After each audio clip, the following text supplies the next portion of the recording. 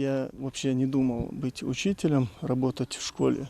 В школьные годы Магомед Евлоев и подумать не мог, что когда-то и сам будет работать в школе. Вот уже 8 лет подряд, как он учит детей информатике. Сначала было образование в техникуме, после работы в сфере информационных технологий. В один момент Магомед решил, ему есть чем поделиться и с учащимися. Самое главное, чтобы дети знали, как пользоваться компьютерами, основными базовыми программами.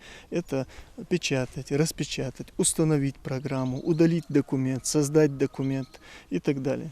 О конкурсе «Земский учитель» Магомед узнал от своей коллеги. Та настояла на том, что он должен участвовать. Педагог согласился и не прогадал. Успел сдать все необходимые документы в последний день. И вот удача. Педагог успешно прошел отбор. Документы и вроде уложился сроками. И потом прошло время, мне сообщили о том, что я прошел, и мне нужно уже поехать заключить контракт. Маршрут построен. Теперь педагогу придется поменять привычный образ жизни, потому как вакансия по специальности нашлась в Сунже. А это значит, что 18 часов в неделю он будет посвящать местным школьникам. По совместительству буду работать.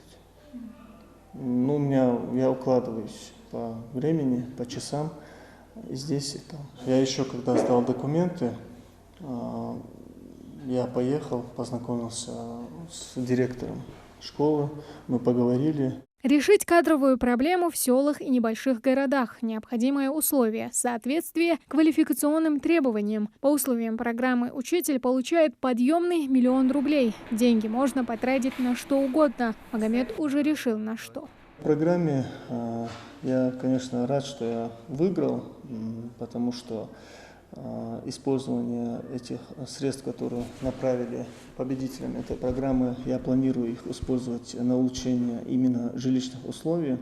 В своем заявлении я также указал. Программа «Земский учитель» рассчитана на 4 года. Это позволяет привлечь в сельскую местность новые кадры. Основные требования к претендентам – возраст до 55 лет, наличие профильного образования и, самое главное, готовность работать в сельской местности все 5 лет. Всего в республике было заявлено вакансий 7 общеобразовательных организаций по таким предметам, как математика, русский язык, информатика, физическая культура.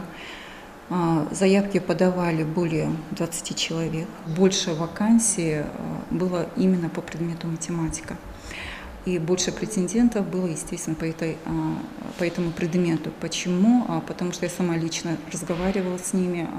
Все претенденты были достойными людьми, но, к сожалению, не все прошли. Земских учителей ждут в тысячах российских школах. Заявки можно подать как лично в региональные отделы образования, так и в электронном виде. Документы принимают на сайте «Земский учитель».